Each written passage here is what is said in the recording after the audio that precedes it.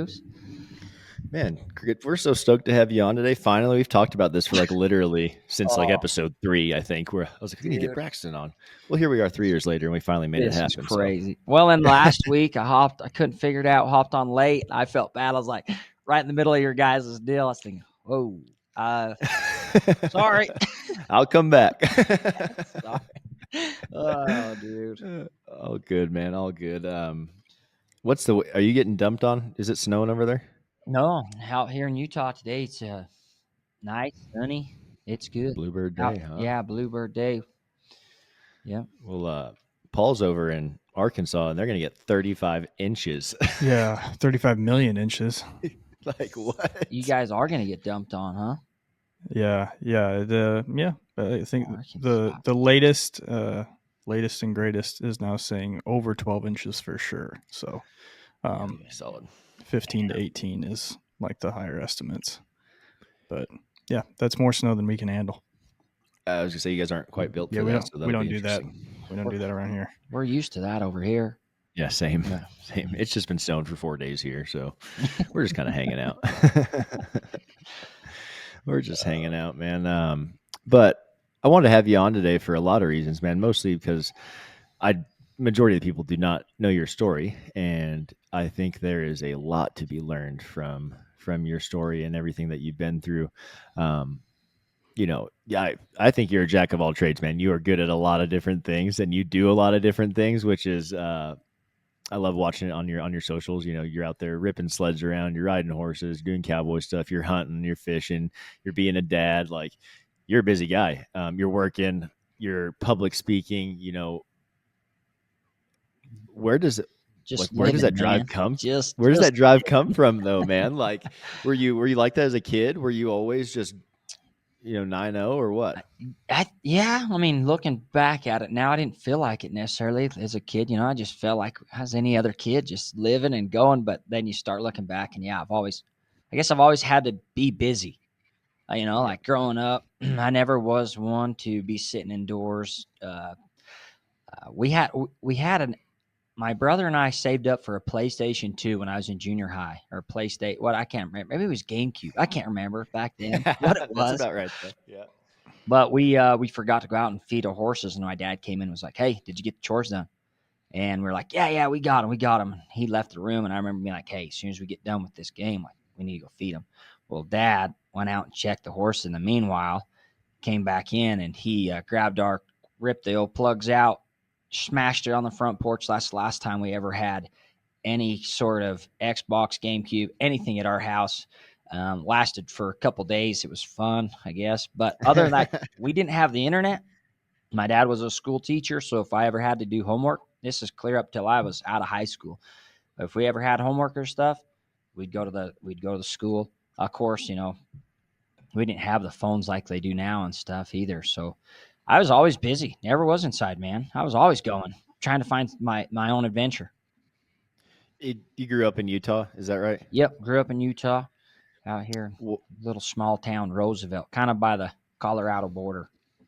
Yeah. So a long way to school. How many kids were in your school that you graduated with? My graduating class, I think we were like 130, 140. Okay. I mean, that's pretty small compared to some of these Texas schools that graduate with literally thousands in each class, right? Yep.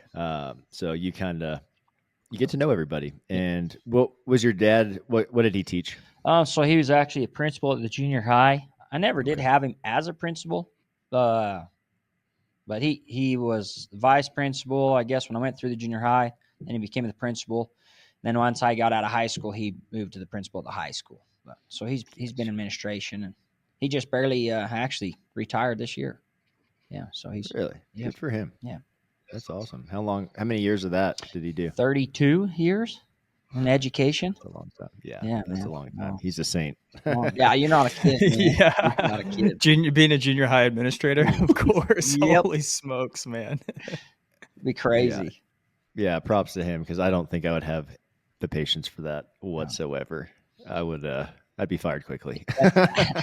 You should. Some of the stories, it's definitely different from, I think, back when we went to school compared to what students do now. Do you have any Totally. stories that like stand out, maybe?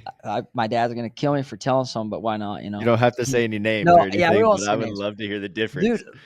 Well, when he was first teaching, he was a PE teacher and history teacher, like his first couple of years teaching, and he had one student that wouldn't like do the warm ups, wouldn't do stuff, and he finally, it kind of a couple of days went by, and he was sitting on the old wrestling mats, and he had his hood on. My dad said he went over like to grab him to say, "Hey, you're gonna do him today," and he grabbed the kid and ripped his shirt, like the jacket and his shirt off.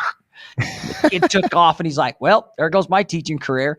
And the principals basically just said, "Yeah, the kid deserved it." The parents came in too and was like, "No, I'm glad you should have beat my kid and made him do it." And it's not like that at all nowadays. I mean, just so different in society and things. Yeah. So Lots of that's one. feelings. Well, that's one story. It's kind of Yeah. No, I mean it makes sense, and I think a lot of kids would probably be better off for it, but we cannot do those things in today's world. yeah. Man, my dad tells me stories about like nuns with a switch Yep. getting whacked with them, getting cracked over the butt with a switch or over the hands or whatever, and it was just part of everyday life. But you didn't mess around. You didn't mess around, dude. How about rodeo? How'd you guys get into rodeo? So my family, or you specifically, we didn't rope. I mean, none of them. My dad, he team roped a little bit. I mean, when I'm mainly he grew up on a farm, a dairy farm. Then they sold the cows, and then they still grew hay, alfalfa. Had like I don't know, 72 mama cows that they kind of raised up, but didn't do much in the rodeo. More just the farming. And then I met Joe Frost. I went to school with Joe, and me and Joe became buddies my sophomore year. And he really was the like eye opener to rodeo for me. Is like when we'd go to weights, he was weightlifting because he was rodeoing, and he wrestled too. And it was good to have a friend like Joe in a sense that we didn't compete against each other ever. Like, we had different events. He was rodeoing and wrestling. I was playing basketball and football, baseball. And so we actually support each other. We became really close friends, but I always thought rodeo was the coolest thing in high school. Like, wanted to do it. My dad. So from a very young age, my dad and I'd get up 5:30 and we were playing ball. My dad played college ball. I mean, he's built a lot different than I am too. He's 6'3" and 240. Yeah. My mom, she's 5 foot nothing, and so I kind of have more of her genes. But so we grew up in the gym every morning. I'm not kidding you. 5:30, my dad would go play old man pickup ball. I'd go with him from when I was in 7th grade. I mean, all the way through high school. Didn't matter what sport was going on. Always up around 5:30 playing ball. And so we put a lot of time and investment in playing sports and basketball. And so when my senior year, I went and got on a couple bulls at Joe's house and wanted to try this rodeo deal out. My dad's like, "No, I'm not going to sign off. Like, come on, think about it. You've put all this time into, football, basketball. You have some opportunities to go do that. Like, you really want to just throw all that out the window?" So it made me think, and I thought, no, I'm going to finish my high school career out, see where that takes me. And it wasn't until really after high school that I got serious about rodeo. Yeah. That's a really cool story, dude. There's always that, if you've never grown up in it, the one friend that you meet that opens this whole new door to life for you. And, rodeo is a huge part of your life now. So if that never would have happened, if Joe never would have been there, you never would have had the story you have now. And I was kind of the same way. We didn't grow up in a rodeo family at all. And we had a good buddy.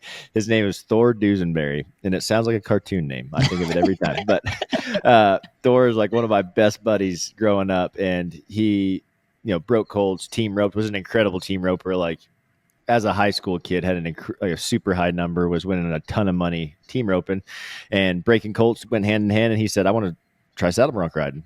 And he got into that. I went to a rodeo with him for the first time and watched it, and I was hooked. My dad, got on some bulls back in the day. My uncle calf roped. So there was a little bit of history there, but nothing that we were heavily entrenched in. So when I started learning, it was, unfortunately, I didn't have a Joe Frost. I had Thor. Wow. So things didn't go as well as they could have learning, but it's always fun to hear those stories about guys that never normally would have had a career in rodeo, and because of one person, it changed their entire life. So pretty cool. We love Joe and Josh. They're awesome guys, and they're doing big things for the sport. But talking about this 5:30 wake up time since 7th grade, man, like talk about a routine and a habit put into place. Do you still do that? I'm not gonna lie, I haven't lately. I still am getting up early, but it's not like as set as a routine. Well, I having kids and stuff kind of threw that. Oh yeah, It's bad, and just I need to. It's the routine, and I've gotten out of the routine. Yes, I mean, we still work out every day, but it's been a little different. I don't think I can't lie and say, yep, I'm up for, 5 o'clock, ready to rock and roll every day. We are, I mean, that's the new goal right now. Actually, I'm working in this morning. We did it. We were up, but, nice. But yes, honestly, through my high school, college, even, first part of being married before I had kids, I don't, it was like an alarm clock. I mean, it was easy to get up early and get after it, and kind of, that was the way I started my days. The days that I didn't get up early, man, they didn't go. Maybe you guys can relate. Like I felt like I was slagging or behind, and I still feel that way. I need to change my, my habit. And I think that's what it is. If you get out of that routine and out of that habit, it takes a little bit to get back into it. So this episode is brought to you by Beastmaster Pro Rodeo. Rodeo season is right around the corner, and it's time for you guys to gear up with the best. We're proud to partner with Beastmaster Pro Rodeo, the go-to source for top quality gear that keeps you riding strong and performing at your best in the arena. Beastmaster isn't just about the essentials. They're constantly innovating. This season, they're rolling out brand new products designed to help you push the limits and take your performance to the next level. And as a Champion Living listener, you get an exclusive hookup. Use our discount code Champion Living, all one word, caps lock on. It's going to save you 10% at checkout on your entire order. So whether you're professional or just getting started, Beastmaster has the gear you need to tackle the season ahead. Head over to beastmasterrodeo.com to gear up with the best for this upcoming season. It definitely does. And it's cool to hear what you just talked about. That's real life, dude. Yeah. Everyone looks at Instagram and I get up every day and do this, and you might, and they might do that, but for a season of life, it might not be feasible. And I'm right there with you on the whole adding a child to the family just throws a wrench in everything. And so, Paul, Tyler, they've known me for a long time. I have been on a routine, the same routine for probably the last 15 years, dude. And I don't even need an alarm clock. My body just wakes up and we just go. Yep.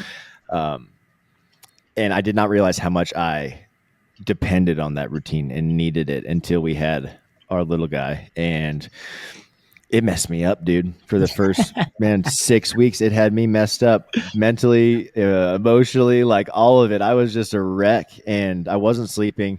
I wasn't able to move. And, you talked about that. You miss those sessions and you feel crappy the next day. You feel sluggish. And that kept compounding for me. And finally I was like, okay, the 5:30 a.m. wake up and workout ain't going to happen. So I've got to figure out a new routine. And that's just finding that new routine for this season of life, right? You were talking about, you don't do it every day in the morning. You did this morning, but we get it in every day regardless. It's a non-negotiable. And that's the thing that matters right there. And so hearing, real life experiences from people that are in the trenches doing life is important, because a lot of people get so wrapped up into thinking that everyone else is just making this look so easy. Dude, for the newborn thing, for instance, I looked at my wife. I was like, everyone that I see with a newborn looks like they're having the best time. It looks so fun. It looks like it's so easy. She's like, you're getting sucked in the social media hole. I'm like, yeah, you're probably right. There ain't no way that everybody is looking that easy, right? Because we're going through hell over here. Yeah, there's no way. And that a cool point. I think that's like being a parent and stuff and having to adapt. You think about being a competitor at life, like, yes, of course, at rodeo or at sports, whatever you're competing at, you have to learn. If you're a true competitor, you have to adapt. Like, that's just part of it. And so, yes, being a great father, being a great, what you guys do and represent with Champion Living is awesome, man. And being a competitor at that, like, you have to adapt. And so anytime you want to be a true competitor, a true successful, you have to learn to adapt. So anyways, I think it is cool. And being a parent, yeah, learn how to adapt Real on the quick. fly. Yeah. By the hour. Yeah. Yeah. Oh man. Hey, okay, this is going to be a kind of a weird question, but what are things that you are confident that you are good at? BSing. Just, I'm really confident that I know. No, I actually, I think you're good at that too. But. right? No, I think, and maybe this something I'm really good at though is relationships. I feel that's and why I like public speaking, why I loved rodeo, that's just me as a person is I love building relationships. I'm good at that. The other like skill set that I feel like I'm good at though is just finding a way to get things done. Like, yes, it might not be the best way or the most professional ways at time, but I promise you I can find a way to get it done. Like I'll get it done. And I don't know if you want to say that as a skill set. Maybe it's more of a mindset. I just something I'm good at. It is getting it done. A skill. You know, It's totally a skill. You definitely have the never quit mentality, you know, and I'm sure we'll maybe get into your story of adaptability that you had alluded to here in a little bit. But man, I just want to I think it's so cool that you said like relationships is what you're really good at, but you follow that up by you said BSing first, and I think a lot of guys that like claim to self-proclaimed like, yeah, I'm a good BSer. Like relationships is actually their superpower. Like you're really good at relating to other people and making connections and hanging out in that moment and like in getting to know somebody one-on-one. I think that's a superpower that a lot of people that say that, you know, yeah, I can BS a little bit, but like that's really what you're good at is making relationships and connecting with people. So I just think that's really cool and neat for listeners to hear. So thanks for sharing that. yeah, Paul. Thanks, man. No, it is. What do you? Go ahead. Sorry. Oh no, I was just gonna say I think that goes to just like Zig Ziglar says it, and also I say this all the time, but like value people. I value people. You value people. You value their talents, and I love people. Like, and so it makes it easy to build relationships. I really do, man. Sorry, Doug. No, you're good. That kind of ties in. I was going to ask, what are you passionate about? Like, what are your passions? Man, that's a good question. And all these questions coming up. Pat, I'm a very. It's just cheesy. I know my answers are going to be simple though, but like throw them out, man. Whatever comes to it. I'm Let's passionate go. about life. Like I know that's cheesy in a sense, but if you would have asked me that a couple of years ago, I would have said, yes, I'm so passionate about rodeo, bareback riding, and I still am. But I've realized like Braxten Nielsen, who I am today, like I love life. Yes, life is hard and it's been challenging, and I go do these positive motivational inspirations and people are like, oh, you're the most positive guy. Like, how do you always stay positive? I'm like, dude, a couple hours ago, you didn't just see what was happening, you know, behind closed doors in the chat. But I guess I'm passionate about life and I love life because you're not in control of a lot of things in life. And, so being passionate about overcoming those obstacles and challenges and surrounding myself with the people to do that, it's almost like it's its own game. I don't know. Man, the game, that term, the fact that you just called it a game, I've thought about it like this forever because it is. It's a total game. It's a mental game. Everything that comes up, you get to pick and choose how you react and how you perceive it, and then how your energy comes out, and it all affects what comes back to you. And it sounds a little hippy dippy, but it's the game. It's totally a game. And I tell my wife this all the time when we're talking about mental stuff. I'm like, you got to play the game. You have to actually see it and realize that I'm looking for things in my daily life, such as, you know, maybe it's the way I think. Maybe I'm stuck in a negative mindset or a pattern that is continually just going negative. You get to, if you can be aware of that negative thought popping up and saying, whoa, okay, hold up. Was that real? Do I really feel like that? Or is that me just doing my routine, going to the habit of this sucks, F this, whatever, you know? Because once you can do that and say, no, I get to, reverb it, rephrase it, make it positive. Even if it isn't negative, you can turn negative into a positive really easily because you may have failed, but you learned, right? All right, I learned this. I'm not doing that again. Let's go take 2. Yep. Then life opens up into all these avenues open up and things get a lot better, right? And not everybody, And me and you went through kind of traumatic experiences with life, if you will, a little bit differently, but we both had something that an experience that I love life too, man. Like I'm fired up to live, and I feel that way too. And when you have something like that happen, it changes your perspective, but not everybody is, I don't want to say lucky because it sucked, but I've now looking back, I feel like lucky and blessed that I went through that because it made me into the person I am today. Right. And I feel like you would probably say the same thing.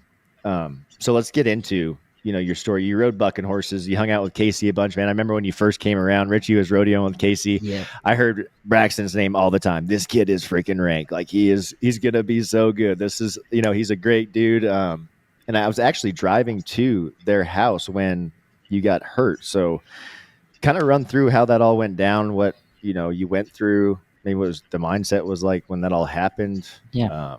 Well, first off, man, you talking about like, surrounding yourself with great people to be successful. Like, I don't care who you are in this life. You have to surround yourself with people or mentors to be successful. And it's like with Richie and Richie and Mason were traveling a little right there at the start, and they were always staying at Casey's house. Like I had three of the top.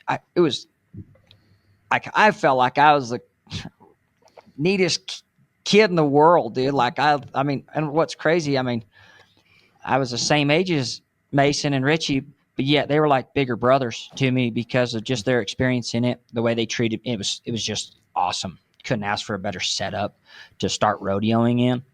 And I give a lot of my they made me believe in myself a lot. So in a short period of time hanging out with them elite people, I was able to start rodeoing at 22 years old. I was 22 years old when I started rodeoing. Caught on pretty quick. And then I pro rodeoed in 2016 and for about a half a year, really.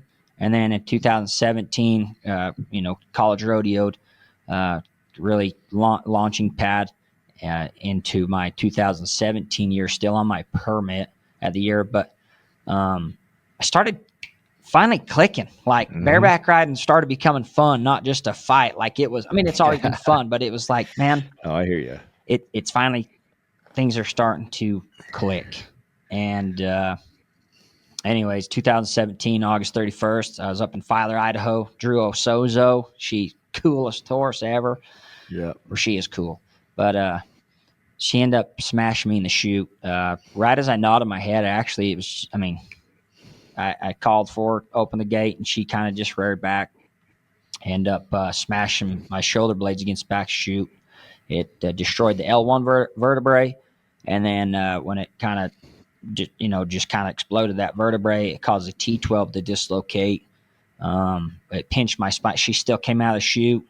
There's some video. It happened fast, but hit the ground, and man, that was it. Like, I mean, laying there with a broken back and a spinal cord injury that ended that career right there in Filer, Idaho, really. And went under 5.5 hour surgery. They fixed them vertebrae in there, put spacers or whatever the surgeons do, 2 rods, 8 screws, and 5 fused vertebrae. And then, the doctors told me that less than 5% chance to walk again. Well, it's been 7 years now, and heck, man, we've lived a lot of life on 2 feet. Thank our Heavenly Father for opportunities and taking advantage of those opportunities. I'm able to walk and yeah, there's some different things with my body, but life's good, man. And I've learned a lot from that experience in August 31st. I've learned what life is about. I feel like in that circumstance. But anyway, go ahead. No, I was just, that's, it's deep, it's heavy, but you're here now and you're doing all these things. So take us back a little bit to your mindset when all that happened. You get done with surgery, like they're telling you 5% chance to walk. I know that you were saying F that, like I'm gonna walk, I'm doing this. And I think that's a huge part of it as well, the mindset of it, right? You got to believe. But what was overcoming that adversity like? Were there times where you felt, kind of poor me? I feel like that's a normal thing at some point, but then saying, no, we're not doing that. We're going to get through this. How did that all work for you? Yeah, at first, man, I won't lie. Like it was like, why me? Of a sense, I think anyone that's had some challenges in life, I don't think it's a rare occasion for you to think, why does this happen? I'm not a bad person, or I didn't, I don't deserve the victim mentality. Mm-hmm. I was in that victim mentality. To be honest, it took me a little while to get over that. But what helped me was having good friends. I remember actually Joe and Josh showed up. It was, I finally was able to take the pain meds down and stuff. So I was actually functional and could, listen. But Joe and Josh come in there and we're watching the video of my ride. And my mom and dad are sitting in there, me, Joe, and Josh. And Josh, we're watching this video in slow-mo where Sozo smashes me. And when she smashes me, my feet, just because of the angle, like my hips roll up underneath me and my feet go up to her neck. And Josh is like, well, you about had your mark out there, buddy. Like that was close, but you didn't hold them there after the first jump. And maybe my mom was mad. She kind of did think it was very funny. She got up, kind of like walked out of there, and we were all laughing, at it. But them are the kind. And Joe and Joe, they know like we're really close friends. They know how to push buttons. They know how to push each other, but make jokes of it. And that, like little things like that from the very start, like they never did come in feeling sorry for me. And I'm so grateful for that. My traveling partners, I was traveling with Bodell Jessen and Tony Barrington at the same time. They never felt bad for me. It's just like, hey, Brax, it's just another rodeo, dude. We'll be back on. We're entering again. Like, even in my mind, I'm like, yeah, F you guys. Like, you don't know. I'm not going to be there at the time. But they kept saying that. And little by little, I started to believe that myself then again, like, with little things. And so I can't take credit saying at first it was just me. Like I was this determined, motivated person. I don't know if I was, but because of good friends believing me day in and day out, my parents, my dad is a big, he's my hero, man. I think every dad, right, it believes in their child. They should. And if they don't, then you need to change your mindset as a dad. But my dad made me feel like I was going to be able to fly again if I wanted to, and so they helped me believe in myself when I didn't believe in myself. And that changed my perspective in the hospital. And that's when it really hit me, like I've always believed in having a mentor, especially with rodeo. When I started taking it serious, like I tried copying everything. Like I take a little bit of Richie, a little bit of Mason, a lot of what Casey had, and I try to mimic these guys. Well, I started realizing like you can't mimic, like you can only mimic someone so far until you have to be you. Like I had to be Braxten Nielsen, and I learned that in that hospital. Like whatever I'm going through, it's me now. I have to do what I'm going to do.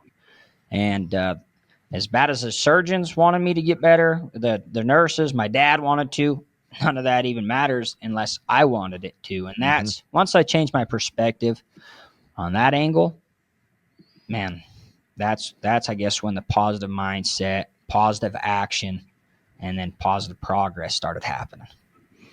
So Support system is everything, no matter what you're going through. Yep. Right. We talk about it all the time on here. Like trying to win a world title, you're trying to, have a successful business, be a happy family, like everything. It just your teammates are everything for that, and so it's important. Can you walk us through a little bit, like what was the rehab process like? How does one go about, waking these nerves back up and teaching the body to do that again? It was neat. I feel fortunate. I had a really awesome therapist that she pushed me. Her name was Emily. Like this chick was, she was ready to fire. And like, I told her my goals. Like, I'm ready to walk out of this hospital. And she's like, are you sure? Like, Brax, like, it's going to be hard. I think you can do it, but I'm going to let you know, like, I'm going to push you. Like, we're going to push you to your limits. And I'm like, yeah, like, sure, you try to push me. Let's see what oh, dude, this lady did. And that's what it took. It's just that having a coach. And this, I'm going to go, I'm kind of going off script, and I'm just going to hit on this. But go. like with you guys and your coaching, I've seen some. I mean, for your student athletes that are listening, Paul, I know you do a lot of great coach. Doug, saying, I mean, you guys do amazing coaching. You guys that are listening, if you're being coached by someone or have a mentor, and they are just, I mean, pounding you, it's because they believe in you. Like if they didn't believe in you, they probably wouldn't talk to you. So when you're getting this, I want to say like tough love, right? Like be grateful you have a mentor, a coach that sees that potential in you enough to make you grind through it because they believe that you are something special. You have the talent, ability. Now freaking let's get to work. And anyway, so I wanted to add that in there because I know you guys do an amazing job coaching. I know a lot of these young generations look up to you. I mean, I look up to you. And so when you do have a coach or someone, parent, that's kind of criticizing you or pushing you, it's because they care about you. And that's, I had some therapists that cared about me. They didn't just see me as a patient. They see me as an individual. And one process, though, that I think helped me, I did a bunch of, I couldn't walk. I mean, there was no movement that first month.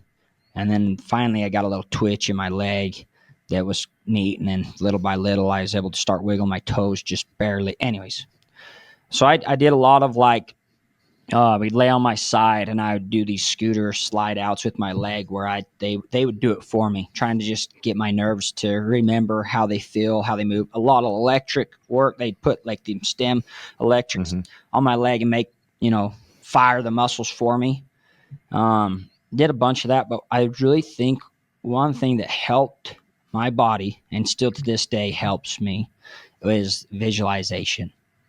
I would every night lay in my bed, and I'm not kidding, every morning, every night, and I'd picture myself riding a bike, going down, and my legs were just firing.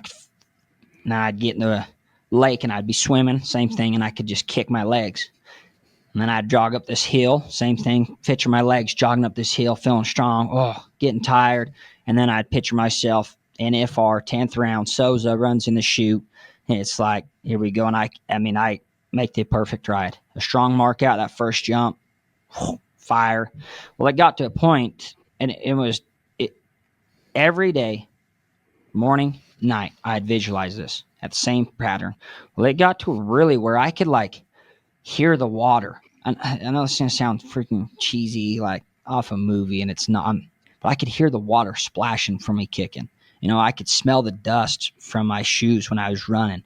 And then I could smell the horse's sweat, the arena dirt, hear the crowd starting to cheer, freaking Sozo, and I could slow motion watch hair just come off her from my spurs, shling, wow, shling, swap. And pretty soon, I think my mind sends that signal, and whether maybe I'm totally full of shit. I don't know, guys. But I subconscious mind, I really think, and I'm a believer that you can control those nerves. You control those things. And as you teach them, they don't know the difference between if you're really doing it and listening to a lot of motivational speakers that would talk about this. So I tried it. And by dang, I think that's really what did it. And it helped me to progress faster and stronger. I really do. So that's the game. Yep, that is the game. That's it. That is it, man. How long did it take you from, when you first started this process to being able to hear the water, smell the dirt? Like it takes a long time. It's not easy. And we've also talked about that a lot on this show and at our schools with all these young guys, especially at our optimal performance academies, where visualization for rough stock or any kind of sporting event, I think, is so underrated and is 90% of it. If you actually took advantage of it, you'd be killing it. And we see, Taylor Price is, Taylor won the American the year after Richie, and he obviously prepared, worked out, was getting on horses, was like honing his craft, but he envisioned walking out with that $1 million check. And it got so real in his head that he knew the horse he was going to draw. He knew how the ride was going to go. He could feel, smell, hear the crowd, like everything, holding that check.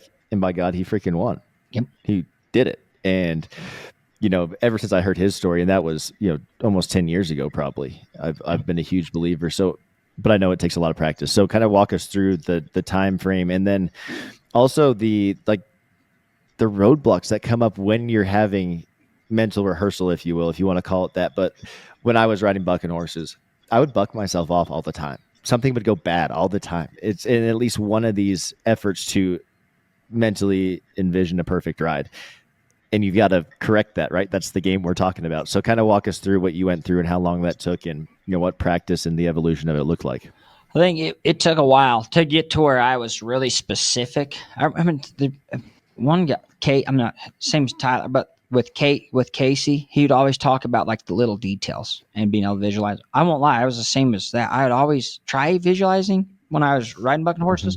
Mm-hmm. I'd buck off or I'd miss my mark out sometime. I mean, it was stupidest things. Like I try to fight through that. Well, I do the same thing in a different sense with my legs.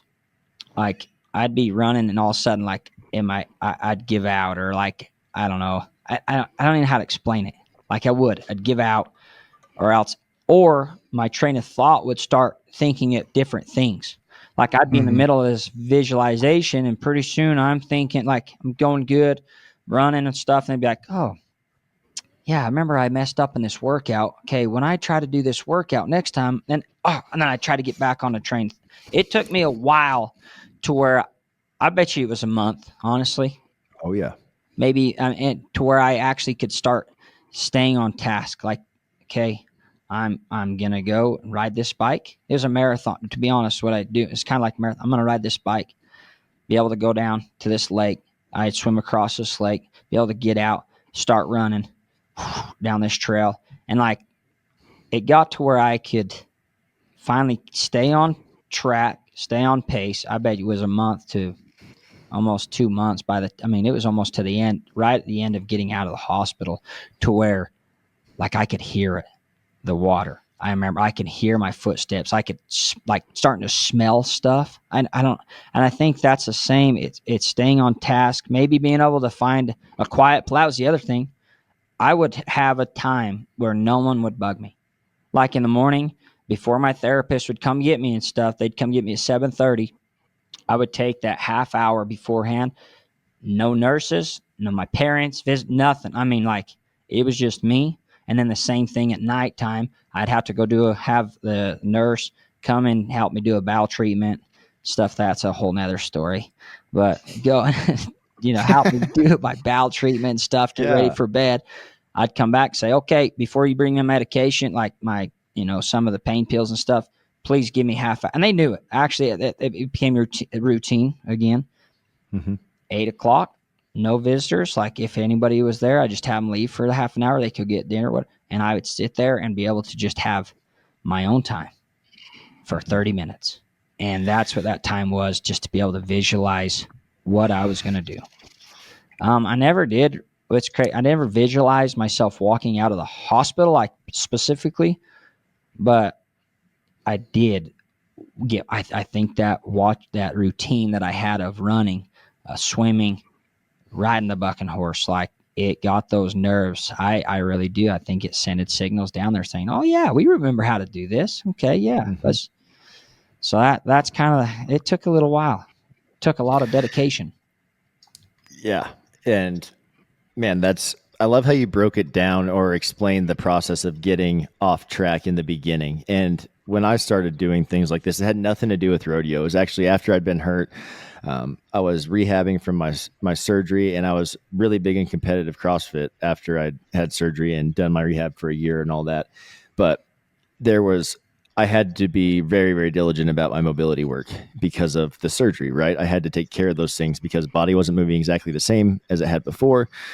It's undergone a lot of trauma. And so I had to stretch a lot. And dude, it lit me up. It was almost so uncomfortable that I didn't want to do it, but I knew that was the one thing I needed to do. I found this app called ROMWAD back in the day. I think it's called Pliability today, but we have something similar on our app called Mobility 101. And it's all mobility, and it's all about breath work and controlling your mind while you're doing it. And so they do a lot of box breathing And so 5 seconds in, 5 seconds out. Sometimes it's 5 seconds in, hold for 5 seconds, 5 seconds out, and hold the exhale for 5 seconds.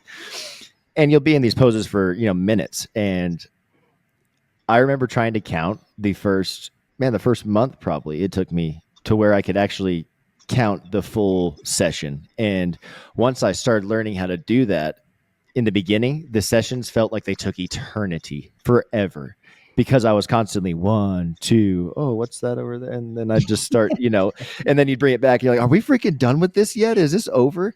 But once I could count, the sessions were like a blink of an eye. If 20 minutes would go by and I'm like, no way, that's what we're done. That's it. Whoa. Like you almost get lost and you're so deep in your own thoughts, right? That's how I learned to be able to control my brain. So when I went to vision work for CrossFit, for when I got back on bucking horses, for anything now, I can dial it in. But I never had the mental capacity or the wherewithal to teach myself to focus that long when I was younger and when I was originally rodeoing. So when I look back at it now, hindsight's 2020. Damn, I wish I would have been able to slow down and do those things, because my career probably would have been way differently. Would I have been able to prevent what happened? Probably not, because that's a freak accident. That's part of rodeo. Yep. Even your deal, that's one of the best horses, period. Yep. And it's just a weird deal, just a weird day for, and it happens. Yep. Well, I've been smashed. I mean, we've been smashed probably a lot worse. Like it's exactly. It's part of our journey. It's part of our lives, like you're saying. And it is. I mean, if I would have had the same mentality, gosh, that's where all you young bucks listening, even some of the old dogs that are still going, like, change your vision. Like I wish I could tap into this, like you were just saying. Exactly what you said. I 100% agree, Doug. 100%. Hui has the best gear because it's tough. It's durable. It withstands the test of what we put it through. And that is why I am a big supporter of Hui brands. Guys, from hats, apparel, whatever you need, they've got you covered. They are the perfect blend of rodeo style and athletic performance. You can check them out at huibrands.com. Use our discount code ChampionLiving, all one word, is going to save you a little bit at checkout. And, a real life example, my brother, Richie has been the most mechanically perfect rider going down the road, man, probably for the last 9 years. Hands down. Yep. But he has not been the highest marked rider going down the road. He just rides everything very, very well. It's all the same, right? He was not happy with the results he was getting in the last few years. And I'm telling you, as a veteran, as a guy who's made the NFR 9 times, it's hard to have that look in the mirror and say, I need to change my style. Like, I need to change some things. The judges aren't marking the same as when I started. So it's not on them, it's on me. And he changed some things. And you look at the results from this year, and we're only, 2 months into the 2025, not the season, the year. Yep. He's killing it. I don't know how much money he's won, but he is absolutely killing it. And he's riding just a little differently. He's still mechanically perfect, but he's added that touch that he needed to, because he knew he needed to adapt and evolve in order to be successful. Yep. And that is huge. One thing I want to circle back to, in this sport, guys get hurt. We have athletes that get hurt all the time, and you get to choose how you use that time. And most of these guys, for lack of better terms, fuck off during that time. They don't do anything that they're supposed to be doing. Yep. Listening to your story, that time in the hospital, the two times a day of focusing on the visualization, you use that time that you could have sat there and just effed off, and just then watch TV, BS with the people that are there. But you knew that it was important, like adamant about doing it. And you use that time available. And I tell guys this all the time. You broke your leg, you broke your arm. It sucks. It's part of the game. This is what you signed up for, unfortunately. It's just a side effect. You get to choose how much better you are when you come back. And sitting there feeling sorry for yourself, you're not coming back better at all. You're going to be actually climbing back up the hill to get back to where you were. And it's those guys that we see use the time during these, segments that they're sidelined, and they come back and they've actually gone further than where they left off, and they haven't even been on since then, right? Yeah, absolutely. They've done the work mentally, they've done the work physically, and they're confident. Yep. You can't buy that feeling, right? You can tell yourself all the things you want, but if you didn't put the work in during that time off and you go to get on again, you can't lie. You can't fake it. Like, you're not confident. You're not ready. You're going to be second guessing. So just don't leave that as an option, and use that time appropriately. And, we talked about the routine. You made a new routine. Yep. And that led to success. We thrive we succeed with routines. And whether you're a kid, an adult, no matter what, like it will help you. Yeah, well, Guarantee it. and no matter the job, they don't even rodeo. Like you're saying, what about when you just accomplish maybe a big deal in your business, and now you just hit your goal? Are you just celebrating and dicking off and waiting for the? Or are you back on the grind and saying, okay, I've got downtime. The rest of my team's partying. The rest of the team's celebrating. I'm not celebrating. I'm grinding. I'm gonna go. You know what I mean? I guess it is. What are you doing? It goes back to it. What are you doing when no one's watching? Kind of a deal. What are you doing on the down times? I don't know. Anyways, it is that time. The most valuable time it paid off is the time that you're not given. You know what I mean? It's not. Did you ever come to a realization or like the thought in your head when you were going through all this that like no one's coming to save me? This is on me. Like I have to do this. Like no excuses. It's me. I have to put in the work. And I've kind of very different things, but even just being a new dad, all the things that, mom's taking care of the baby. I'm literally having to do everything else around the house. You guys know you're cooking, you're cleaning, you're doing laundry, you're trying to work, you're trying to balance all these things. And those first 2 weeks, there's a couple of times where I'd get like worked up and like, I just need some help. And it's like, actually just, if you could just shut up and just get it done, way to be on and just move through it, just go get it done. And I've, extreme ownership kind of stuff. You own that and you just go put your head down and get it done. Yep. Dude, I kind of forgot where I was going. No, there was well with that, like when it hit me, like, Dave, this is on me. I actually was a spiritual experience, to be honest, in there with God. I kind of had I was trying to be positive. It was a couple weeks into it, but I had this cool experience with God where I was praying kind of, I don't know. I was done, man, in a sense. I know this. I don't share this stuff, right? Yeah, I was just like, this isn't who I am. Wasn't who I was born to be. I would like going clear back to the beginning. I was adventure. I loved hiking. It didn't matter what it was, dude. I was on my feet and moving. And so, anyways, even didn't matter. Even with positive friends, positive influences, I still felt like shit and felt very unvalued.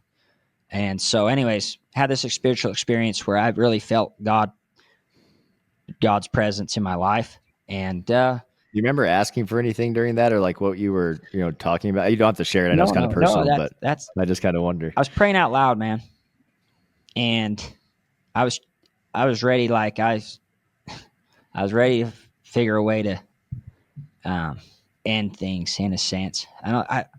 It's crazy to even talk about it because that's not me. But I was in this, and I never understood how people could get to that point in their life, and I felt it one time. And I remember asking God, like, what do you want me to do? Like, I've always, believed in you, always loved you. I felt like I had a relationship with you, and you took something I love. What do you want me to do? And dude, I did it. I felt this.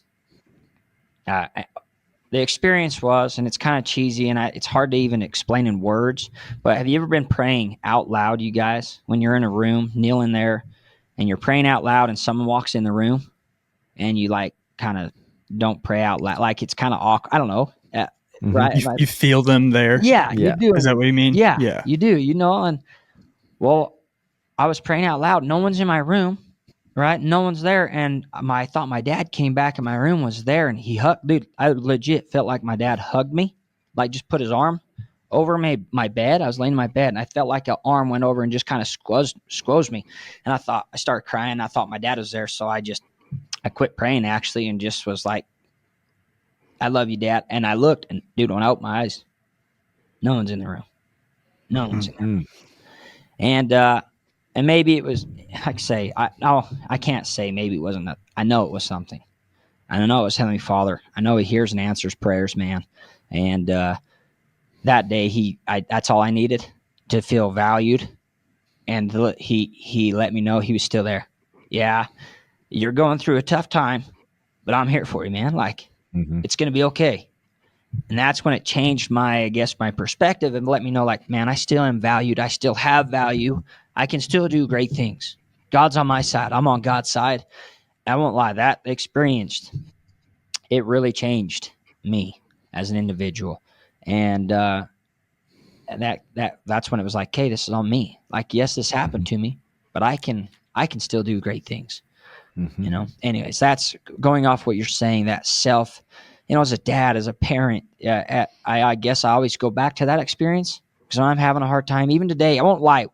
The NFR comes around, guys, I get man. freaking depressed. Man, Same. you got, I mean, it's like, gosh, Yep. if I could have just had then I go back and like, you know what? You can still have a chance. You want to get back on? Why don't you do it? Okay. I know I go back to my self-development side of things of, okay, if I can't get back on, but what about speaking? What about making the next world champion? What if I can influence somebody else to be a world champion and do my part? So it is the self-development part. Don't get stuck in the victim mentality. Get stuck into the victorious mentality of what you're going to do. So, Dude, not gonna lie, you almost broke me there. I had some tears that came worked up there. That's some deep stuff, dude. Get back and emotions come back, man. And I don't reflect on any. Well, I don't think about that stuff either. And dude, I think I've told this story on here before, and I had my surgery. Injury. I didn't talk about rodeo for a year and a half. And the thing was, I couldn't find a surgeon to operate on me. Mine wasn't as severe as yours. My spinal cord wasn't messed up. I just had fractured vertebrae, really herniated discs that were constantly causing me pain. My legs would be tingly, numb. But I didn't talk about losing rodeo ever. And my last class of my senior year of college was a public speaking class. I forget the professor's name, but I think it's Dr. Wells or something like that. Little guy wore a sport jacket, these little like circle glasses. I'll never forget him. I really enjoyed the class, but he said, talk about something that you're passionate about that means a lot to you. I don't care what it is. That's your final assignment. And so I got to get up and give a speech about it. I decided I was going to do it then. I was going to talk about what I'd been through, all these things. I'd written the speech. I'd never spoken it out loud. I'm kind of a just let's roll with it guy. I don't really practice things. I'm like, let's just send it. Yeah. Well, I got about 90 seconds, 2 minutes into that deal. And I'm talking about like full meltdown, bro. Like, yeah, big time tears, like real crying in front of 300 of my other classmates. And I wanted nothing more than to get off of that stage and go get myself together. And the professor's like, you're good.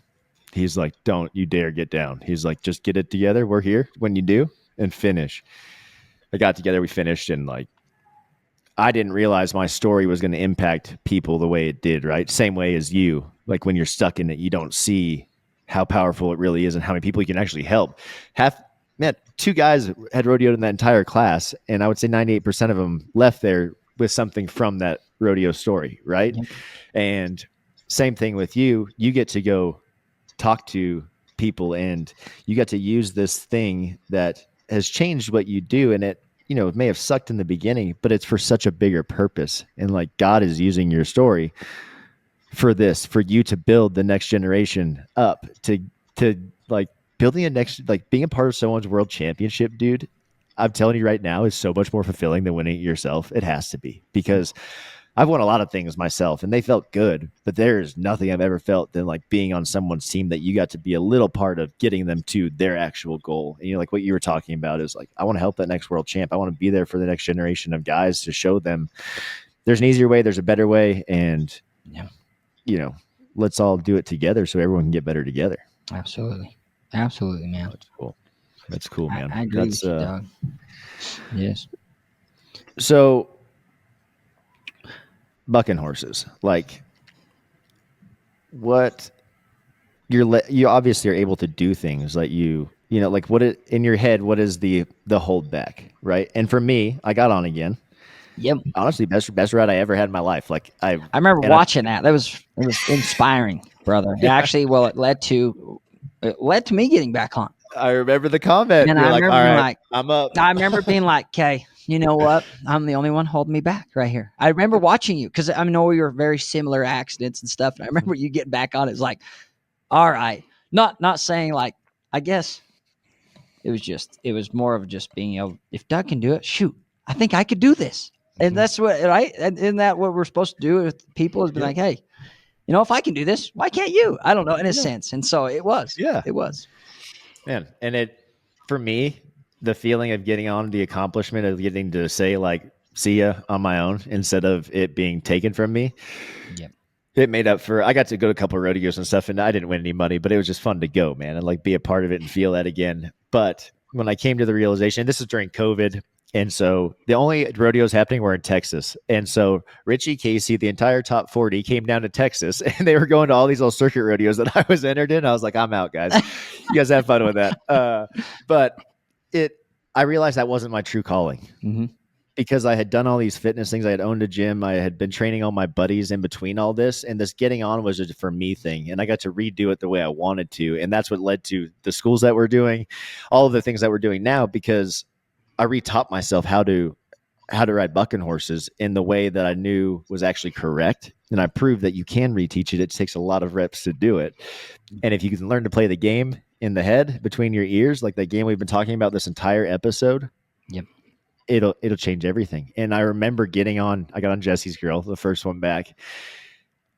I remember feeling uneasy because I didn't feel uneasy, because I was not having the same emotions I usually had getting on. I was prepared. I was ready. I knew my self-talk. I literally told myself to lift and set my feet over and over again. That was it. Keep it simple, because old me would have gone down a rabbit hole and thinking about like the angle that I'm putting my foot out at. Like none of that matters, right? Just do the mechanics, the basics perfect. Yep. And it went incredibly. It's the best bareback ride I've ever made. But like that was the cue. It's like, okay, I've just unlocked something that I can replicate and I can teach people, and we can teach guys how to ride bucking horses and be world champs without having to go through all the shit that we had to go through to get there, right? Yep, it is. So cheat codes, man. Yep, It cheat is. codes, man. That's it. That's it. And it was. I'm going to try to change a little bit too. Getting back on just with my ride, dude. Crazy part.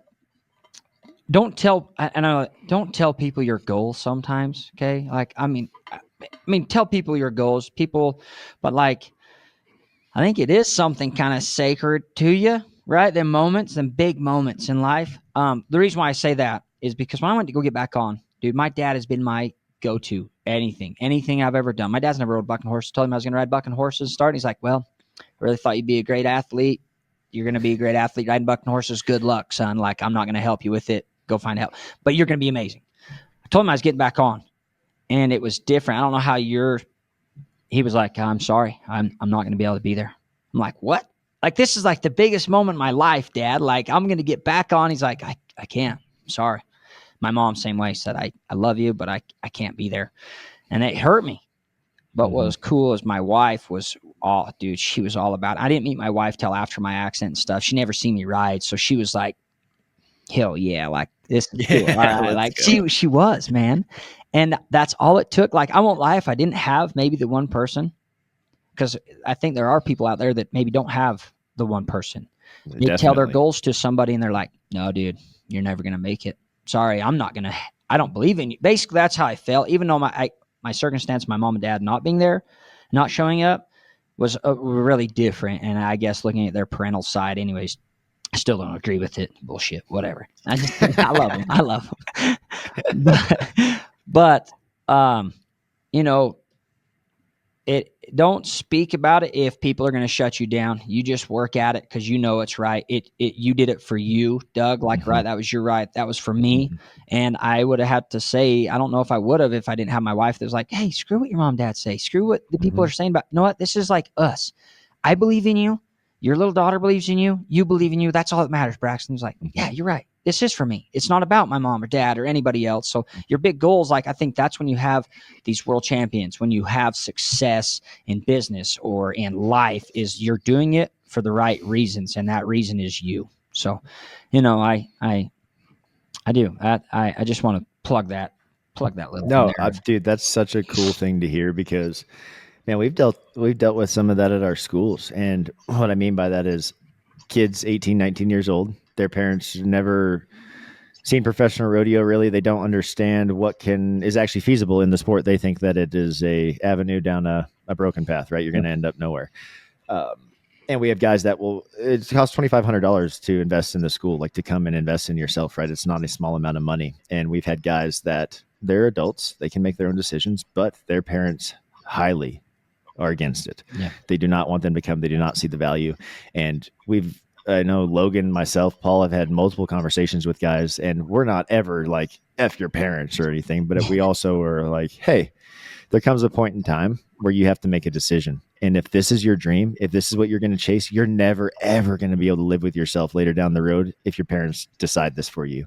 And it might cause a little turmoil right now, but they're your parents. They love you. And I promise you will get over this. If this is something you want to do and you believe in it and you've worked this hard to save the money, freaking go do it. Yep. Come on. And we'll help you any way we can, and this kid drove to Logan's house from Canada just to get in the truck with him to drive to the school to do it all. But because he wanted to freaking do it, So, and that kid's going to be successful, whether it's in rodeo whatever or he not, wants to do. Yeah. just because of actions like that.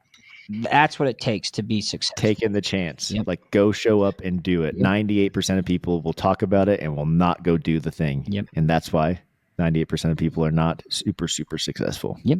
I agree. Totally. What are you doing nowadays, dude? What fills your cup? Dude, so nowadays, last year, I actually got involved. I never thought I'd do this. With my dad being a school teacher, I always said, I'm not getting into education. Never would do it. Here I am. I'm in education. I'm working for the Duchesne County School District as in the CTE program it's pretty sweet over the work release. Students that want to go get hands-on opportunities in jobs and careers, I job place them and make sure they're getting that hands-on experience that kind of align with their goals. So I really love it. Go 4 different high schools and we're growing the program. It's been fun.